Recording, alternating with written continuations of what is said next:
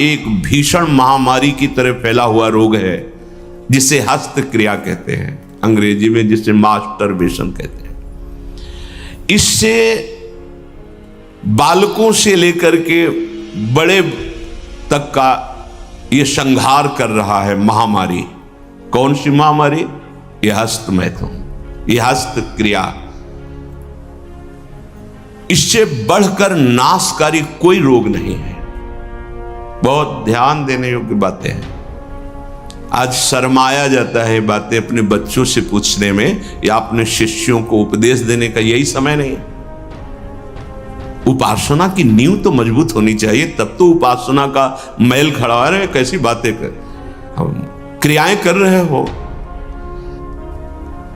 तुम्हें शर्म नहीं आ रही, गंदे आचरणों में उतर रहे, शर्म नहीं आ रही, और उनका निवारण कैसे होना है इस बात के सुनने और बोलने में तुम्हें शर्म आ रही, कैसी मूढ़ता छा रही है।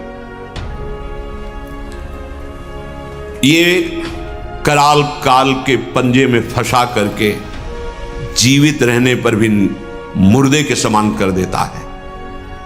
ये बड़ा दुर्भाग्य हो रहा है कि आज हमारी समाज इससे पीड़ित होती चली जा रही है। हितधाम में सायंकाल के समय कुछ समय चर्चा होती थी, तो जो पुराने हैं उनको याद होगा, 70-75 वर्ष के उन्होंने माइक में कहा था कि पूर्व बचपन की अभ्यास आज तक नहीं छूट पा रही, मुझे बचा लो।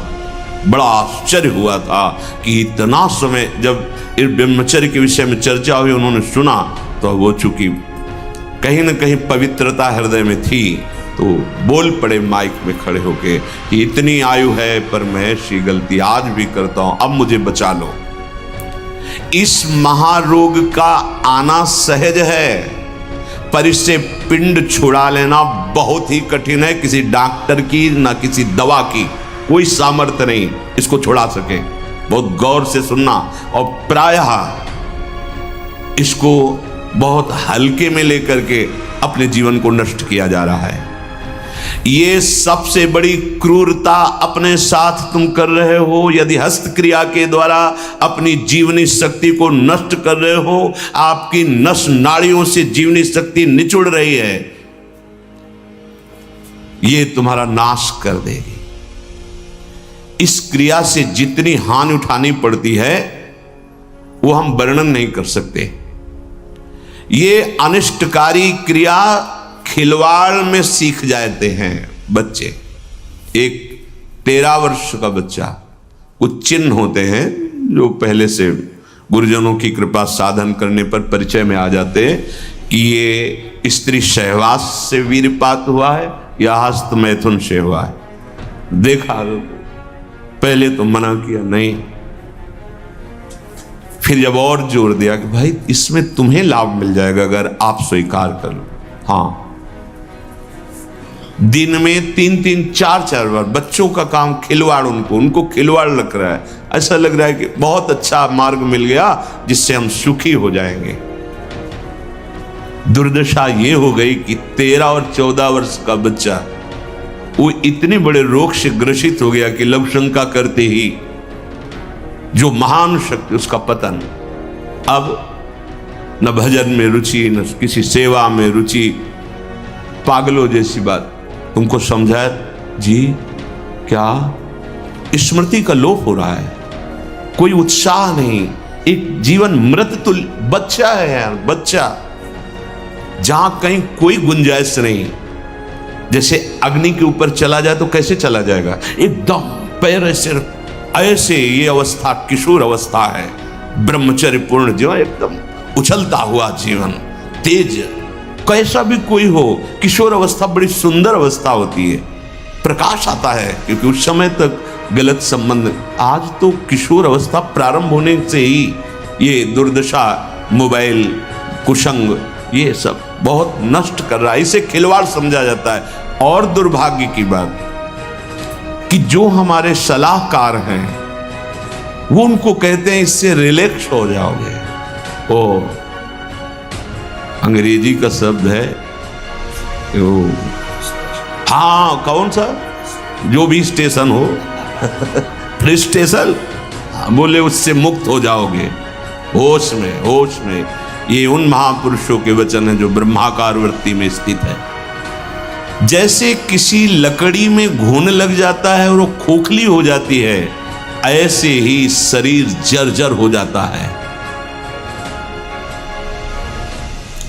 बहुत बहुत सावधानी की जरूरत है। ये मतलब इस हस्त क्रिया के द्वारा आगे चल करके वो नितांत नपुंसकता को प्राप्त हो जाता है। नशों में ऐसा दौर्बल्य, ऐसी कमजोरी आ जाती है कि सहवास के लिए सोचा मात्र खत्म हो गया। सहवास की योग्यता खत्म हो जाती, गृहस्थ मार्ग में चलने लायक नहीं रहता, संतान उत्पन्न करने की सामर्थ्य नहीं रहती। बहुत सावधानी की जरूरत है। इसे खिलवाड़ मत समझो। किसी भी औषधि में, किसी भी डॉक्टर में कोई भी ऐसा उपाय नहीं है जो इसे छोड़ सके। आपकी स्वीकृति ही एकमात्र है, सत्संग ही एकमात्र है, भगवत चिंतन, भगवत कृपा ही एकमात्र उपाय है कि इस महान रोग से, और ये वायरल की तरह फैल रहा है, जैसे कोरोना वायरल नहीं था ऐसे फैल रहा है। छोटे छोटे बच्चे जो अभी जानते भी नहीं, वो इतने से संस्कार पड़ रहा है, अच्छा लग रहा है। अब वो जीवन भर, अगर अभी तो नहीं, अभी सुधर जाए, नहीं जीवन भर नहीं रोक सकता, नहीं रोक सकता। या तो सद्गुरु कृपा हो जाए और बहुत शासन हो और वो स्वयं उस शासन को स्वीकार करे तो निकल सकता है, नहीं बड़े बड़े इस महामारी से नहीं निपट सकते। इसके लिए कोई इंजेक्शन नहीं तैयार हुआ अभी तक कि आप जाओ रोग खत्म। ये स्वयं स्वीकृति में बैठा हुआ महामारी है और ये वायरल की तरफ फैल रहा है। नवीन पीढ़ी का सर्वनाश। और कुछ महानुभाव ऐसे हैं कि इसको बता रहे हैं तो नेचुरल है, ये स्वाभाविक है, प्राकृतिक चलता है, ये कोई, अरे तुम सर्वनाश को तुमसे प्राकृतिक बता, स्वाभाविक बता रहे हो। नहीं, बहुत सावधान। आप लोग दुर्भाग्य का निमंत्रण मत दे। ये दुर्भाग्य है, ऐसा दुर्भाग्य है कि आपकी दिनचर्या ही नहीं हो सकती। कभी भी व्यभिचारी की एक जैसी दिनचर्या बहुत काल तक नहीं हो सकती। 2-4 दिन प्रयास करेगा, गिर जाएगा। ब्रह्मचर्य कभी भी दिनचर्या में फर्क नहीं पड़ने देगा, चाहे जैसी स्थिति हो। चाहे जैसे शरीर नहीं उठ पा रहा तो उसका चिंतन भागवतिक होने लगेगा। इसलिए सामान्यता, जिसे हम बहुत सरल समझ रहे, बहुत सुख समझ रहे, इसको आप सावधानी पूर्वक बहुत ध्यान दीजिए। बहुत ध्यान का इसलिए विषय है कि ये नींव है हमारे अध्यात्म की, हमारे परमार्थ की। शरीर के भीतर बताया था कल भी, एक मनोवाह नाम की नाड़ी है। इस नाड़ी का कार्य है मथानी जैसे नहीं, दो दूध दही का मंथन करे तो मक्खन निकाल देती है, ये इतनी चिंतन से गर्म हो जाती है नाड़ी, तो वीर पूरे शरीर के रक्त के साथ है। उसी से आपकी हड्डियां मजबूत होती हैं, उसी से आपका शरीर बलिष्ठ होता है, उसी से आपके मन को पवित्र विचारों में चलने की सामर्थ्य मिलती है। ये जो कहते हैं ना कि हम नहीं चल पा रहे हैं, हम भजन नहीं कर पा रहे हैं, आप कमी को पहचानिए। शरीर के भीतर जो मनोवाह नाम की एक नाड़ी है, ये मंथन कार्य करती है। जे ही आप कामासक्त हुए चिंतन किए तो पूरे शरीर से, जैसे दही के मंथन से वो घृत निकाल ले, वैसे ही मनोवाह नाड़ी काम करती है। वो पूरे शरीर की नस नाड़ियों से आपके जो वीर शक्ति उसको एकत्रित कर लेती है, चाहे शरीरधारी कोई भी, स्त्री हो पुरुष कोई भी हो, उसको एकत्रित कर लेती है। पूरी नस नाड़ियां कांप उठती हैं जब उसका आकर्षण, वो आप समझ नहीं पा रहे, वो आप समझेंगे ऐठन हो रही है आप ऐसे, वो पूरे नस नाड़ियों को निर्जीव कर रही, शक्तिहीन कर रही है। सिर से पैर तक हर अंग हिल जाता है। शरीर का मंथन करके वो एकत्रित करके बाहर कर देगी। अब क्रिया करो या ना करो, दौर्बल्य, प्रमेह, स्वप्न दोष, ये निश्चित उसके शरीर में प्रकट हो जाते हैं। शरीर के रक्त में एक सफेद और दूसरे लाल कीट होते हैं। सफेद कीटों में बाहरी आए हुए प्राकृतिक प्रहार, रोगों के प्रहार से लड़ने की सामर्थ्य होती है। जो हस्तक्रिया या अन्य अष्टमैथुनों के द्वारा वीर शक्ति का नाश करता है तो सफेद कीट ये नष्ट होने लगते हैं। अब जो लड़ने की सामर्थ्य थी प्रकृति से, गर्मी, सर्दी, बरसात, मान अपमान, निंदा, स्तुति और रोगों से, वो क्षीण हो गई। अब चिड़चिड़ा स्वभाव हो गया, एकदम निराश, हताश, उदास। अब क्या करें, शरीर नष्ट कर दें, वो डिप्रेशन में पहुंचने लगता है। समझो, अधिकतर हमारी दुर्दशा हो रही। ध्यान देकर सुनना। अगर वो शुभ कीट जो रोगनाशक सफेद हैं, वीर आप नष्ट नहीं करते तो इतने बलवान हो जाते हैं कि एक बार विष को भी वो पचा डालेंगे। इतनी उसमें सामर्थ्य है, आपकी हानि नहीं होने देंगे। ज्यों ज्यों आप ये नीच चेष्टा करते हैं, त्यों त्यों ही ये जो आपको सबल बनाने वाले वो नष्ट होने लगते हैं और उसके कारण भयानक रोगों का सृजन होने लगता है। मनुष्य के शरीर में और दिमाग में और स्नायुओं पर ऐसा प्रभाव पड़ता है, आगे चलकर पक्षघात हो जाता है, ग्रंथिवात, जितने जोड़ों में दर्द, पागलपन या और रोगों की उत्पत्ति होने लगती है, क्योंकि वो जो लड़ने वाले कीट वो सब नष्ट हो जाते हैं। व्यभिचार सर्वथा निंदनीय है और सबसे महानिंदनीय है ये हस्तक्रिया, क्योंकि इसमें किसी दूसरे की जरूरत नहीं होती है। बहुत सावधान, बहुत नीच प्रवृत्ति है इसका। वायरल की तरह, जैसे वायरस होता है वो वायरल हो जाता है, ऐसे हो रहा है, ऐसे जिसको देखो सुख का साधन माने हुए है, नवीन अवस्था अपने को नष्ट कर रहे और प्रमाण उनको मिल जाता है ऐसे बहिर्मुख लोगों से जो कहते हैं कि हाँ, आपका हृदय ठीक रहेगा, आपका स्वास्थ्य ठीक रहेगा, आप दिमाग से एकदम शांत हो जाए। कैसा नीच उत्तर है, कैसा उपदेश है, नाश करने वाला। तस्मात् शास्त्रम प्रमाणम ते कार्या कार्य व्यवस्थितो। आपने वेद पढ़ा है, आयुर्वेद। कौन सी डॉक्टरी ऐसी कहती कि ऐसा करने से आप स्वस्थ हो जाओगे? शास्त्र प्रमाणित, धर्म प्रमाणित उपदेश होना चाहिए। छोटे छोटे बच्चे, नवीन बच्चे जब ये सब पढ़ते हैं और ये सब सुनते हैं, धिक्कार है जीवन को, जो हमारे नवीन पीढ़ी को बर्बाद किया जा रहा है। ऐसे नाटक, सिनेमा, ऐसे उसमें जिसमें हमारी जो संयम की वृत्ति है वो सब नष्ट हो जाए। इस क्रिया के द्वारा सबसे पहला धक्का हृदय पर लगता है। इसका धक्का बार बार लगने से यक्षमा, हृदय रोग और स्मृति का नाश ये शुरू हो जाते हैं। इसे राजक्षमा कहते हैं। यही रोग हुआ था विचित्र वीर को। 2 पत्नियों के संयोग में बावरे हो गए, समझ नहीं पाए सिद्धांत को। भयानक हृदय रोग, हृदय का कमजोर हो जाना, जरा सी बात में घबराहट पैदा होना, डर जाना, उत्साहहीन हो जाना, है क्या बात है, एकदम कोई बात नहीं, बेमतलब कल्पना में, पर ये आपके ब्रह्मचर्य नाश का लक्षण है। ऐसा अभागा मनुष्य जीता हुआ भी मृत्यु तुल्य है। मस्तिष्क में बिजली की तरह इसका प्रभाव पड़ता है ब्रह्मचर्य नाश का। वो एकदम क्षीण करता चला जाता है। याददाश्त नष्ट हो जाना,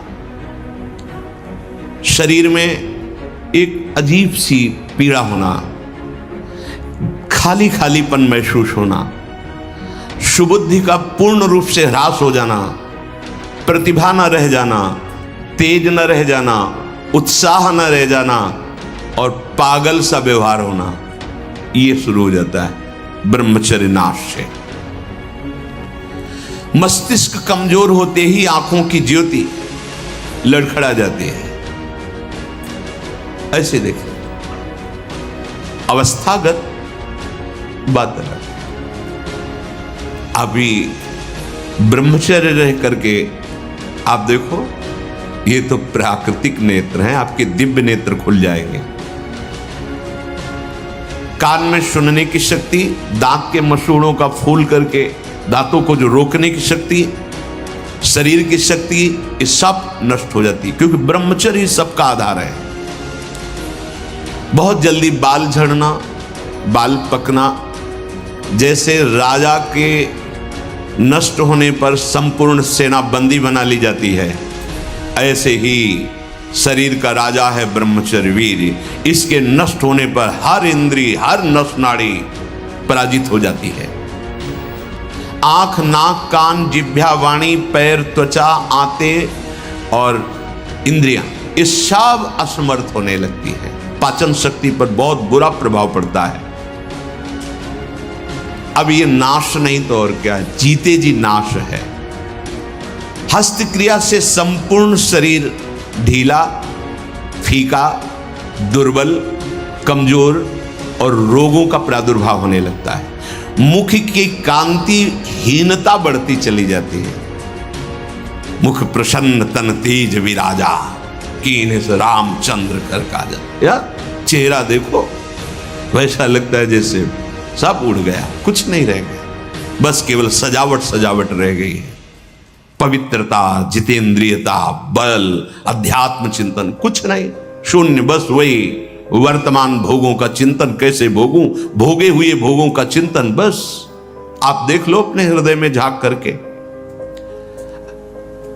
संपूर्ण जीवन विषयानंद में फंस जाता है। इंद्रिय दुर्बलता के कारण अगर वो गृहस्थ में भी गया तो गृहस्थ में भी अपने धर्म का पालन नहीं कर पाता, क्योंकि उसकी जो शक्ति है वो नष्ट हो चुकी है। संतति सुख से भी हाथ धो बैठता है। फिर जो उसको जलन और शोक होती, क्योंकि वो जो कर्तव्य करना चाहिए गृहस्थ का वो नहीं कर, उसकी सामर्थ्य नहीं रह गई। अब वो अपनी बात तो बता नहीं सकता किसी से। अब जो अंदर जलन हो रही उसका निराकरण कहीं नहीं है। सावधान हो जाइए, ना वैरागी और ना गृहस्थ कुछ नहीं रह पाओगे यदि ये गंदी बातें आप नहीं त्याग पाए। बोलो ऐसे आदमी की सुख की आशा क्या, और अंत में इसका परिणाम महापाप नरक मिलता है। ऐसा थोड़ी है कि आप सोचो कि मेरा शरीर मैं जो चाहूं कर लूं। नहीं नहीं, आपको दिया गया ये भागवतिक है, आपको प्रभु की तरफ से मिला है। जैसे आपका शरीर है और अभी रिपोर्ट कर दी जाए कि आप अपने शरीर को नष्ट करना चाहते, आपको दंड मिलेगा इस बात का। आप शरीर का सतमार्ग में प्रयोग कीजिए, आप इसका असत मार्ग में आप इसको नष्ट करने का अधिकार नहीं रखते। यहां भी तो फिर भागवतिक विधान में तुम्हारा इतना अधिकार कहां कि तुमसे मनमानी नष्ट कर दो। दुर्बल चित्त हो जाता है, संयम बिल्कुल नहीं रहता। जब कभी उसको इसका दोष अनुभव में आता है सुनने में, तो प्रतिज्ञा करता है, पर ऐसी हजारों प्रतिज्ञाएं वो रोज करता है, रोज तोड़ता है। क्यों? क्योंकि वो बल ही नहीं रह गया है। जो इस वासना से पीड़ित है, अगर थोड़ा भी हृदय सात्विक है तो शर्मिंदा रहता है। उसकी अजीब स्थिति अंदर रहती है, खुलकर किसी से बात नहीं कर सकता, आंख मिलाकर बात नहीं। और जो मलिन हृदय का होता है वो इतना अकड़ करके इतना राक्षसी प्रवृत्ति का हो जाता है, बिल्कुल ढीठ। ये दो वृत्तियां आती हैं जो ब्रह्मचर्यहीनता होती है। यह तो इतनी शर्मिंदगी, थोड़ा सा भी हृदय अगर सात्विक है वो ग्लानि, और यह भी इतनी दुष्टता। जो आनंद में हसमुख होना चाहिए वो उदास, एकदम तेजहीन। उसकी सूरत देखने पर लगता है रोने वाला ही है। स्वभाव में रुक्षता होती है, चिड़चिड़ापन, क्रोधी, निस्तेज, आंखें अंदर धंसने लगती, यहां खालीपन होने लगता है। एक खालीपन, एक काला सा चिन्ह। बहुत बहुत सावधान। ये इतना भयानक रोग है कि जवानी में भी वृद्धावस्था के लक्षण प्रकट होने लगते हैं। किसी भी कार्य में मन न लगना, पड़े रहने की इच्छा होना, थोड़ी मेहनत करने पर हांफते रहना, आगे क्या करना ऐसे विचार करने की शक्ति नष्ट हो जाना, बहुत जल्दी क्रोध आकर के आवेश में कुछ ऐसे वचन बोलना, क्रियाएं करना। देखो ना, सुनने को मिलता, माता पिता को पीटा, ऐसा किया, वैसा। कुचिंताओं की बाढ़ आ जाती है, कुचिंताओं की। उसके हृदय में एक भय, एक जलन, एक घबराहट बनी ही रहती है। थोड़ी सी बात उसको पहाड़ जैसी मालूम होती है, विचार के द्वारा काट नहीं पाता है। बार बार झूठ बोलना उसका स्वभाव बन जाता है। बार बार भूख लगना या जठराग्नि का मंद पड़ जाना, ये दो दोष होते हैं। अन्न ना पचना या तो बार बार ऐसा लगना कि खाऊं। और मलबद्धता आते, जब वीर शक्तिहीन हो जाती है तो मल को पकड़ने लगते हैं, उनमें सामर्थ्य नहीं रह जाती पचाने की या मल निकालने की, तो कब्जियत बनी रहती है। नींद का या तो नाना और या आना तो कुंभकर्ण जैसे सोना पड़े हैं दो। उठते समय निरुत्साह, आलस्य, आंखों को बहुत भारीपन होना, नहीं खुलने देना। ऐसा जब आप संयम से चलेंगे ना, घड़ी की अलार्म की जरूरत नहीं होती, एक समय में नेत्र खुले, ऐसा नहीं ऐसे नहीं, एक दिव्यता आती है। अभी आप उधर कदम सही ढंग से नहीं रख रहे, इसलिए है अलार्म बजते रहते, सो रहे। परमार्थ में या व्यवहार में भी आपको चलना है तो आपका संयम बहुत अनिवार्य है। अब बच्चे कहते हैं हमारी स्मृति काम नहीं करती है, पढ़ाई में मन नहीं लगता है। ऐसा क्यों नहीं लगता? आप देखो अपने आचरणों को देखो। पढ़ाई, ये तो इतने टेबलेट, इतना है सब, एक बार बोल दीजिए, कभी भी जीवन में पूछ लीजिएगा, उसे दोबारा पढ़ने की सुनने की आवश्यकता नहीं। एक बार अगर हम नहीं सुनना चाहते तो आप हल्ला मचाते रहो, बाद में पूछो तो ना हमने वर्तमान में सुना ना, बाद में उसकी स्मृति रहेगी। जहां स्मृति लगी वहीं लगी है। रात्रि में जो स्वप्न दोष होता है, इन्हीं गलतियों का परिणाम होता है। यदि आप ऐसी कोई गलती ना करें तो कल चर्चा में बताया था, स्वाभाविक कभी हो, वो उफान जैसा, वो जो संतानोत्पत्ति वाला, वो नहीं। जो हस्त क्रिया से युक्त हो गया है वो अनुभव करे, लघु शंका के पहले या बाद में देखना, जो जीवनी शक्ति है वो आपको ह्रास होती दिखाई देगी, बूंद बूंद निकलते दिखाई दी, कितना सर्वनाश कर रहे हो। बाद में तुम सोचो हम ये विटामिन खा लेंगे, वो खा लेंगे, कुछ नहीं, उसकी पूर्ति नहीं हो सकती, उसकी पूर्ति नहीं हो सकती। आगे इसमें आता है, ये जो आयुर्वेदिक औषधियां दी जाती हैं ये बलिष्ठ होती हैं, और ये चूंकि आपकी प्रवृत्ति गलत है, वो बलिष्ठ होकर आपको और कामोत्तेजना प्रदान करेंगी। तुम रोक कैसे पाओगे? संयम नहीं। इसीलिए कोई औषधि नहीं है, आप स्वयं औषधि हैं उसके। आपका दृढ़ निश्चय और कुछ व्यायाम, प्राणायाम, आहार शुद्धि और नाम जप, नाम जप, इससे आप शासन में ला सकते हैं। इस बात को कौन अपने बच्चों को बैठाल कर समझा रहा है?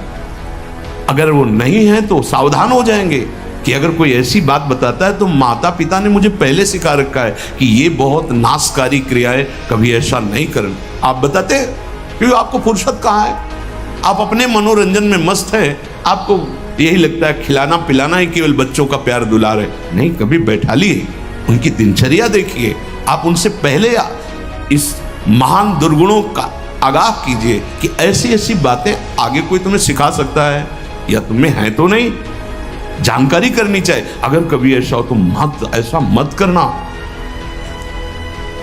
जो नवयुवक हैं, हाथ पैरों के जोड़ों में दर्द मालूम दे रहा है, शिथिलता हो रही, दिमाग में एक सनसनी बनी रहती है, आपको ये अश्लील चित्र देखना अच्छा लगता है, गंदी बातें करना अच्छा लगता है, ये सब उसी हस्त क्रिया का परिणाम है। जिनको बार बार एक स्वाभाविक लघु शंका लगती, एक बार बार ये आपका लक्षण है कि आपने ब्रह्मचर्य का नाश बहुत अच्छे से किया है। कोई भी हो, गृहस्थ हो, विरक्त हो, कोई भी हो,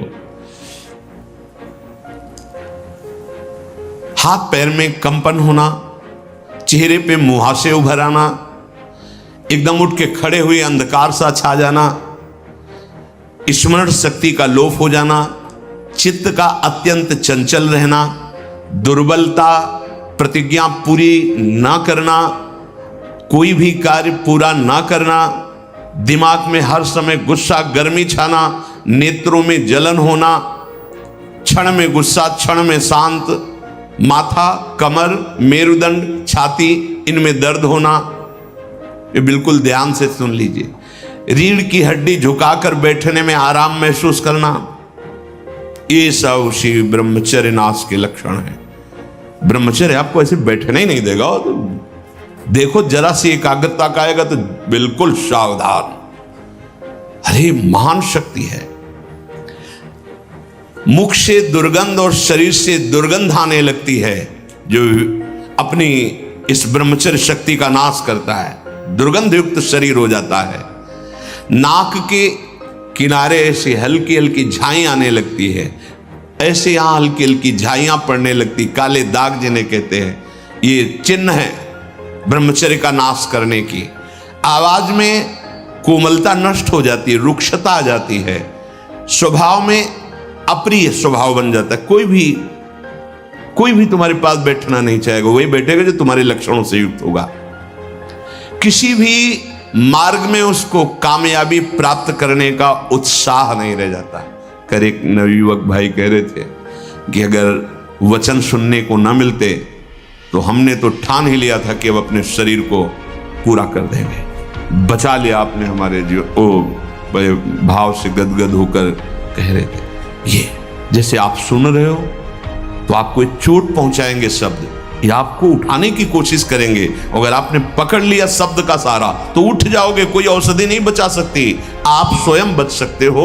आप में अभी भगवान ने सामर्थ्य दी है, अभी बच सकते हो। अगर आपने अभी अपने को नहीं संभाला, सोचो जरा, आप इतनी कीमती महान वस्तु को खिलवाड़ में नष्ट कर रहे हो। क्या चाहते हो? क्या चाहते हो? गृहस्थ में संतानोत्पत्ति के लिए आदेश है, व्यभिचार के लिए थोड़ी आदेश है। प्रत्येक माता पिता गुरु बड़े जनों को ये कर्तव्य का पालन करवाने के लिए चाहिए कि उनको अपने पास बैठा ले, चाहे पुत्र हो या पुत्री, शिष्य हो या शिष्या, उसको ये बात समझावें कि ब्रह्मचर्य ही आपको लौकिक पारलौकिक उन्नति दिलाएगा। इसमें लज्जा संकोच करना बिल्कुल मूढ़ता होगी कि हम अपने बच्चों से ऐसी बात क्यों करें, या ये समझना कि मैं ऐसा बोलूंगा तो कहीं कोई ऐसा ना सोचे। मान लो गुरु है, उपदेश कर रहा, कहीं ये ना सोच बैठे कि लोग क्या कहेंगे कि रामकृष्ण हरि की चर्चा छोड़ करके क्या चर्चा कर रहे हैं। शरीरम व्याधि मंदिरम ये तभी बनता है जब आप ब्रह्मचर्य का नाश करते हैं।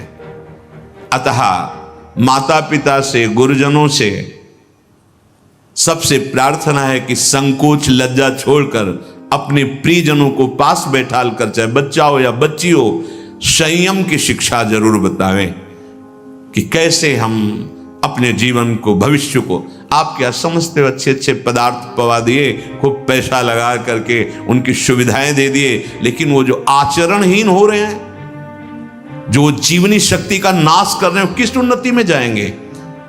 जब अंदर ब्रह्मचर्यहीनता आती है तब नशा करने की इच्छा होती है, क्योंकि विक्षिप्तता सही नहीं जाती है। वो गांजा, चरस, ड्रग्स, ये वो, अब उस नशे की उत्तेजना में और नष्ट होता चला जाता है, नष्ट होता चला जाता है। आप अपने ब्रह्मचर्य का नाश किए, आपके अंदर उस विक्षिप्तता को सहन करने की सामर्थ्य नहीं रही, आप नशे पे उतर गए। अब नशा आपको सर्वनाश की स्थिति में पहुंचा दिया। ये बहुत गंभीर विषय है जीवन का। केवल फर्राटेदार श्लोक बोलकर उनके अर्थ कर देने से समझ में नहीं आएगा।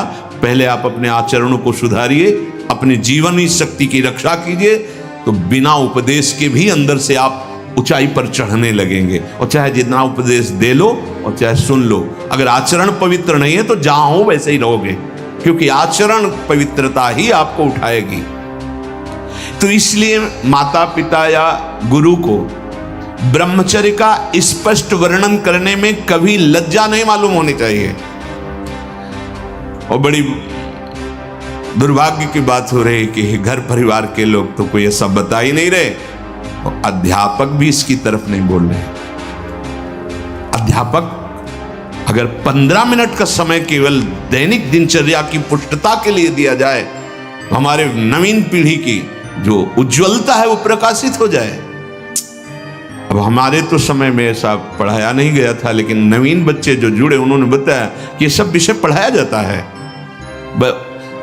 तो उसके संयम का शब्द नहीं, ऐसा तो कुछ नहीं बताया गया है। क्या है ये जीवन? आप उस जीवन को पतन की तरफ ले जा रहे हैं। ये विद्या है। विद्या तो विनय सिखाती है, विद्या तो संयम सिखाती है, विद्या तो भविष्य को उज्जवल करने वाली वस्तु होती है। क्यों विद्या को कलंकित किया जाए?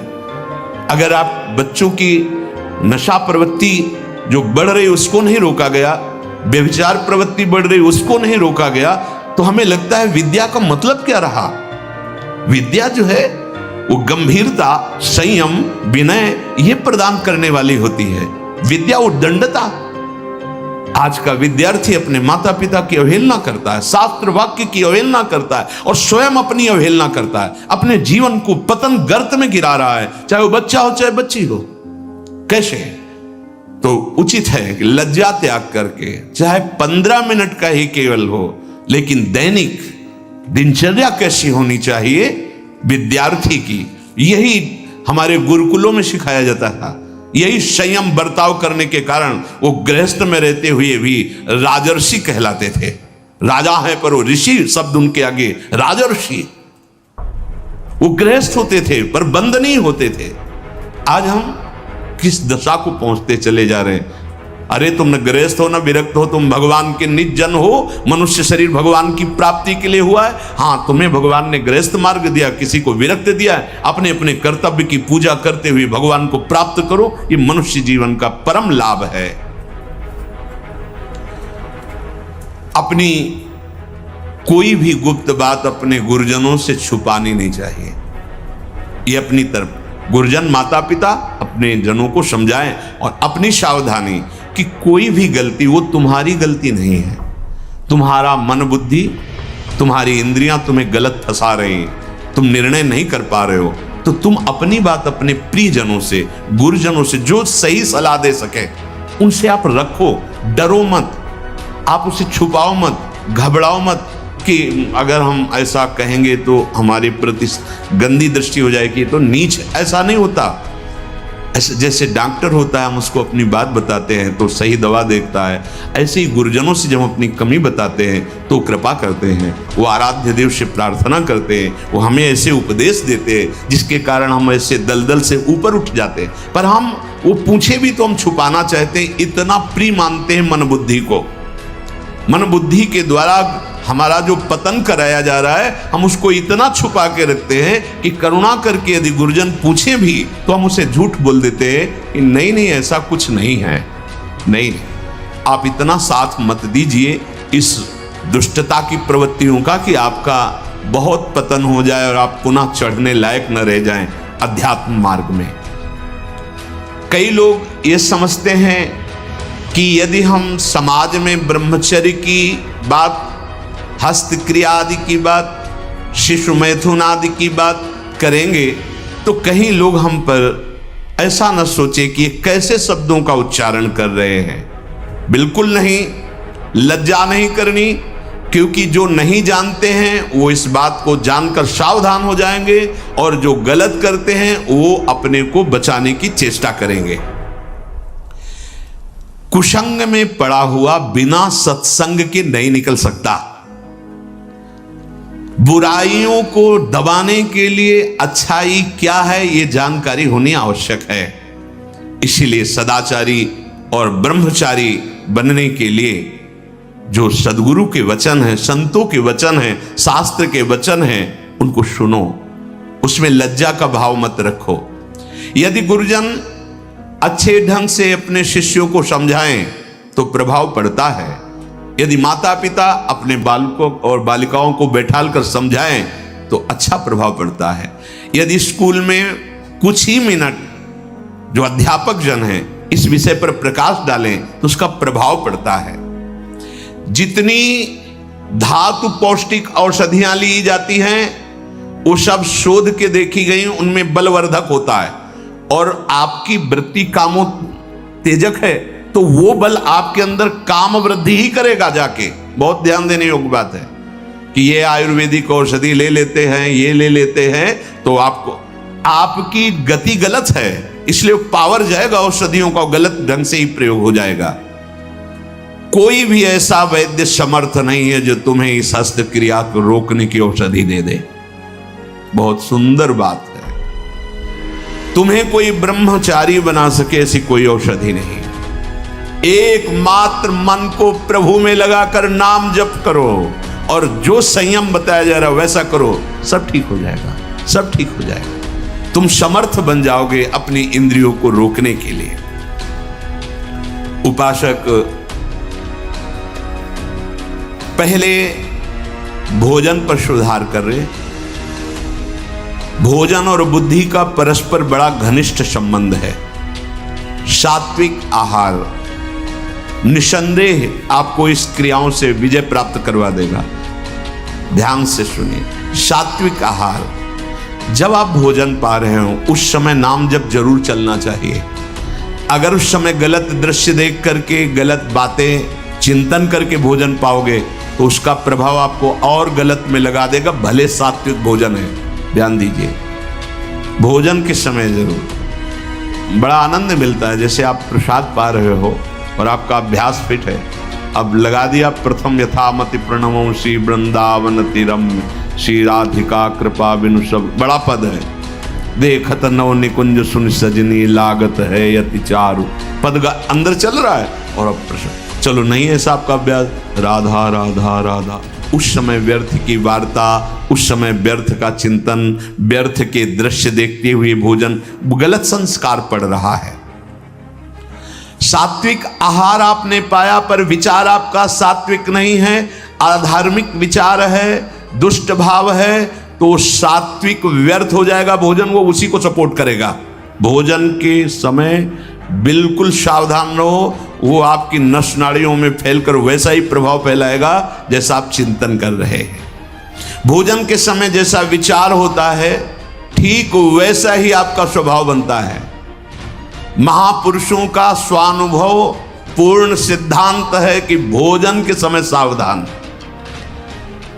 भोजन में जो रस बनता है वो नस नस में फैलता है और जिस चिंतन से चिंतित होकर पाया वैसे ही प्रभाव पड़ता है। स्थूल भोजन का सूक्ष्म विचार पर प्रभाव पड़ता है, कई गुना प्रभावशाली प्रभाव आपके चिंतन का पड़ता है भोजन में। बहुत शुद्ध भोजन हो, सात्विक भोजन हो, पर आपका विचार भोजन करते समय सही नहीं, आपका चिंतन सही नहीं। इसलिए देखो संत जनों का जब कभी प्रसाद पाने तो पहले नाम कीर्तन होता है, फिर बहुत से जय जयकार लगते हैं और बीच बीच में जोर जोर से राधे श्याम की गुण, कि आपका चिंतन भागवतिक रहना चाहिए। देखो ना, हमें लगता है 10 मिनट तो केवल जय जयकार ही होती है। अयोध्या मथुरा की जय, पूरे जितने अपने ठाकुर जी सब की जय जयकार। वो रसगुल्ला की तरफ देख रहा है पर अब जय पूरी हो तब ना जय जय बोलना ही पड़ेगा, कीर्तन करो। ये कितनी सुंदर प्रणाली है। भोजन बहुत सात्विक, बहुत, ये जीवन बड़ा उज्जवल भविष्य करने के लिए मिला है। भोजन के समय पवित्र, उच्च, निर्भय, शांत और भगवान नाम जप, ऐसे भाव होने चाहिए। उपासक को जिसे ब्रह्मचर्य रहना है, 2 समय भोजन हल्का या 1 बार भरपेट, 24 घंटे में पर्याप्त है ब्रह्मचारी के लिए। 2 बार तो हल्का, केवल 2 ही समय भोजन करे। पहला भोजन का समय 10 बजे से लेकर 1 बजे के बीच में, दूसरा संध्या होने के बाद 8 बजे तक, इसके बाद नहीं। अगर इसके बाद आप पाते हैं तो आपकी दिनचर्या में फर्क पड़ेगा। वो आपके कई दोष प्रकट कर दे। देखो, जीवन को यदि आप मंगलमय प्रकाशशील बनाना चाहते हैं तो महापुरुषों के वचन मानने पड़ेंगे। कोई भी बिना सदाचरण किए सुख शांति को नहीं प्राप्त होता। आज हमारी सब दिनचर्या नष्ट हो गई है और हम चाहते हैं सुख शांति आनंद ऐश्वर्य वैभव, और आचरण हो रहे हैं दुख और अशांति और दरिद्रता आने वाले। और आप चाह कैसी आचरण, कैसे भोजन 2 समय,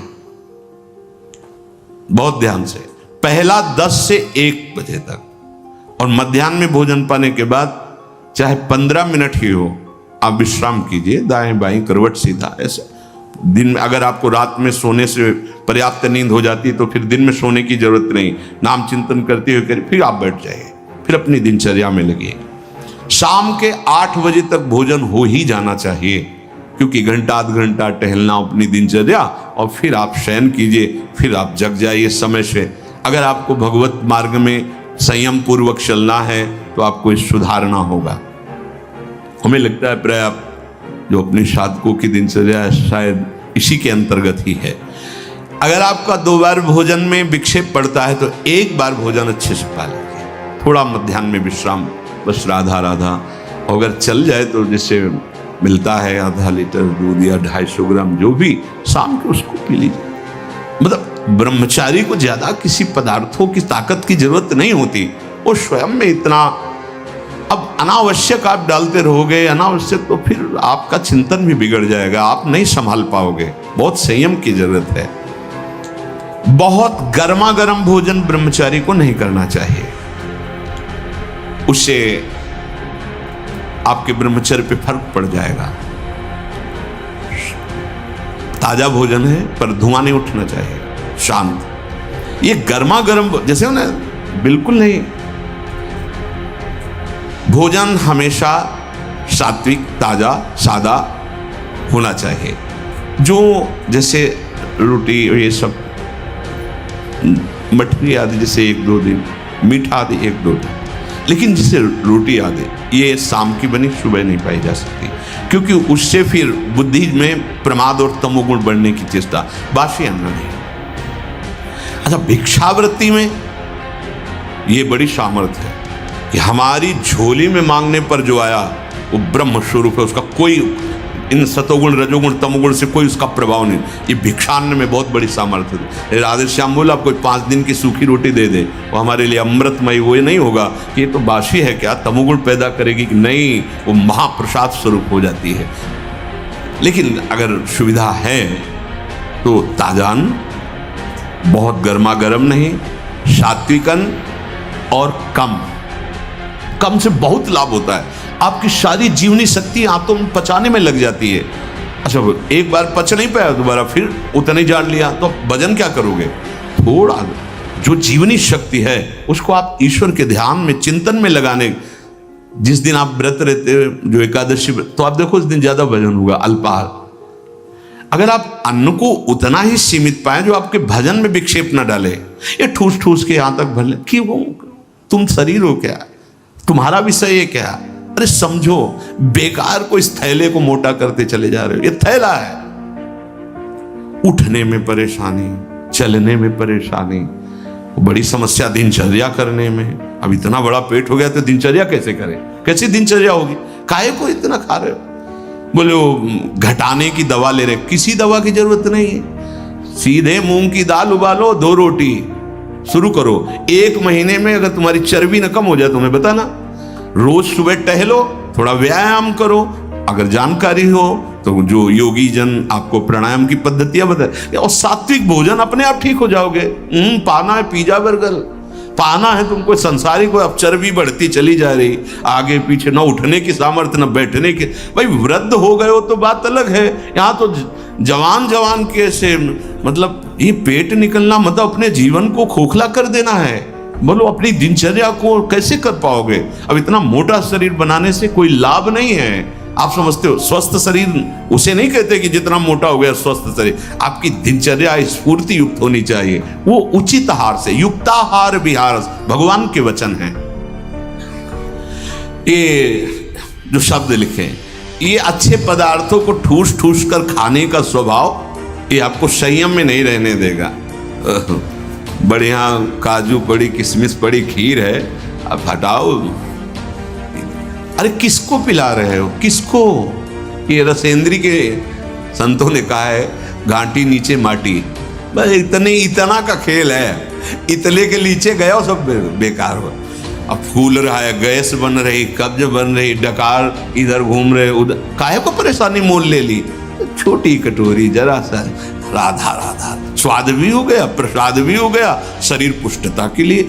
ब्रह्मचारी को काजू बादाम पिस्ता हलवा रबड़ी रसगुल्ला की नहीं आवश्यकता है, प्रार्थना मान लीजिए, नहीं जरूरत है। वो अपने आप में एक महान बल धारण किए हुए है।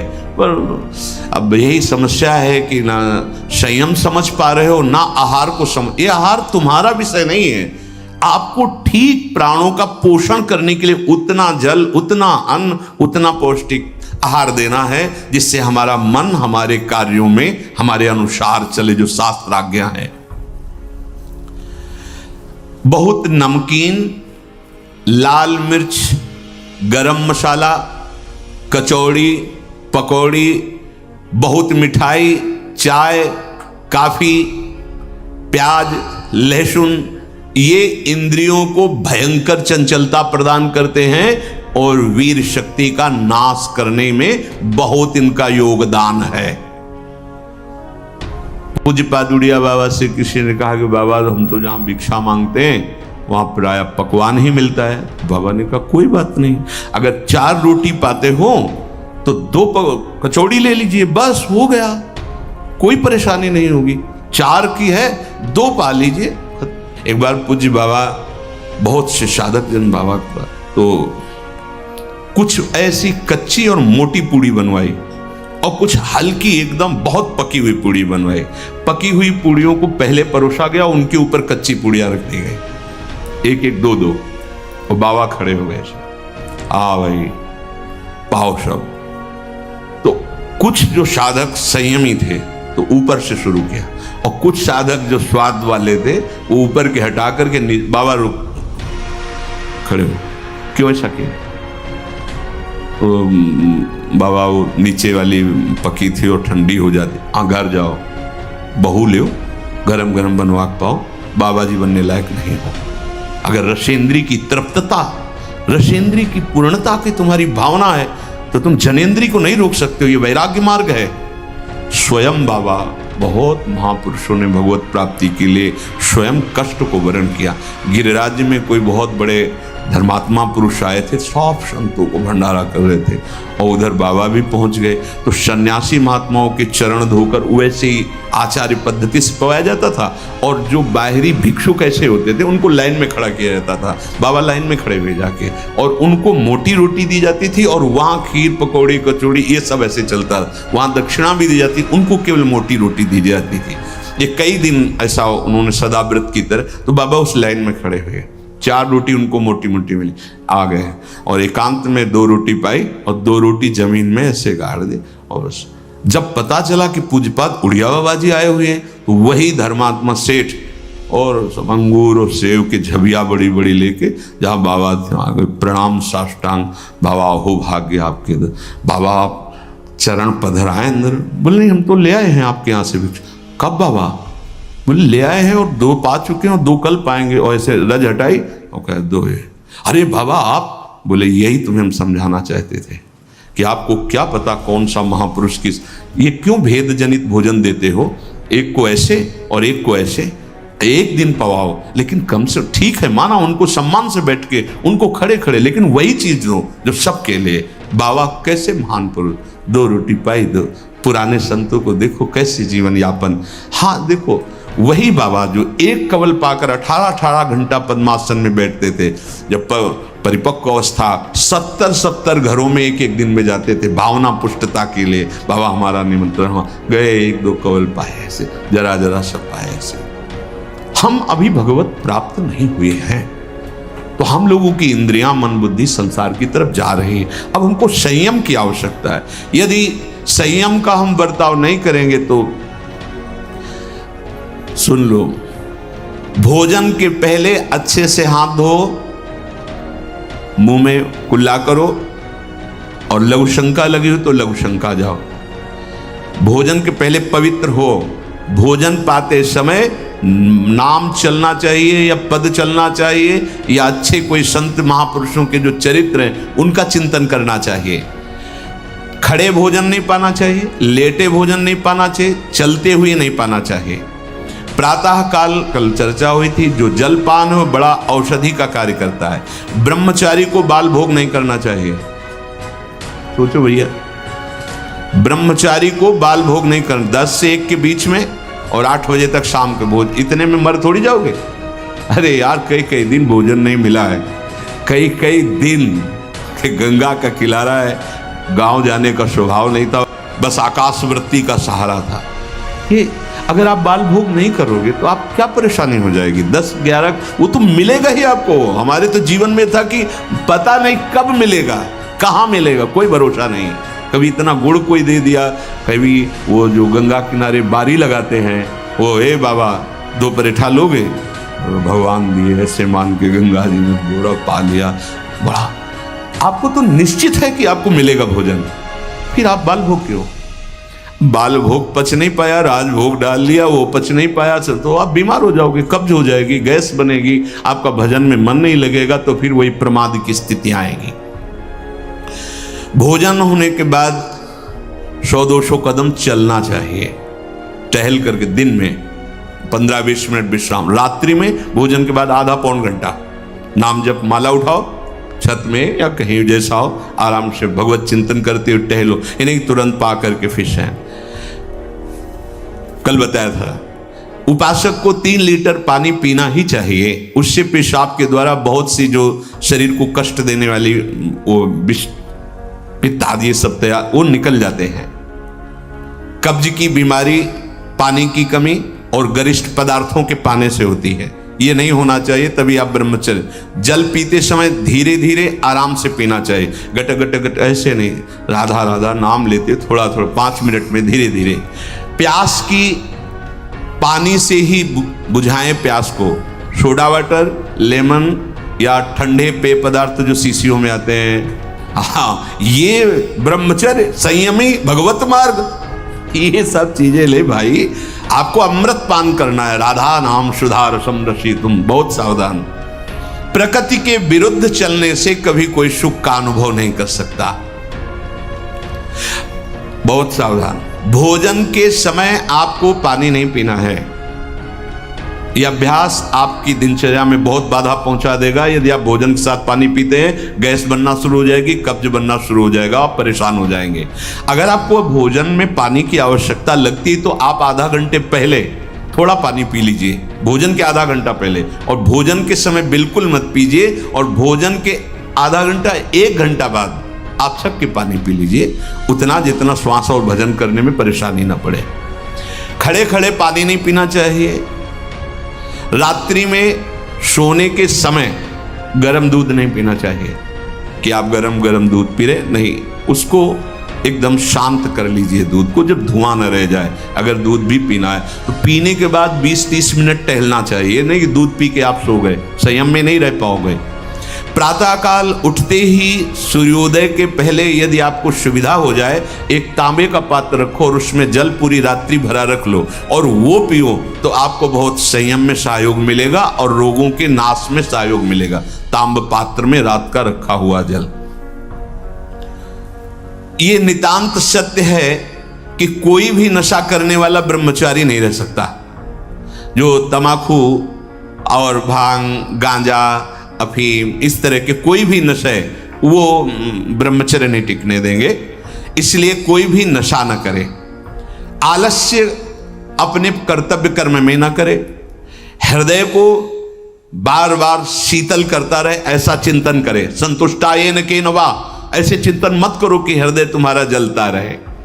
यदि हम जो सुनी हुई आज सत्संग की बातें हैं इनको अपने जीवन में उतारें, और पहली जीवन की प्रार्थना हमारी कि आपकी पहली सीढ़ी ब्रह्मचर्य है।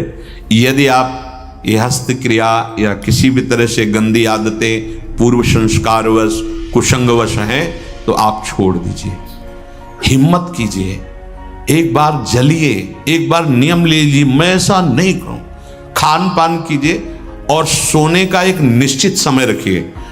और जिस समय आप ऐसी हरकतों को करते हैं वो समय आप माला लेकर बैठिए। जब तक गाढ़ निद्रा का आवेश न हो तब तक आप अपने को स्वतंत्र मत छोड़ दीजिए कि पड़े पड़े चिंतन, फिर गड़बड़ हो जाएगा।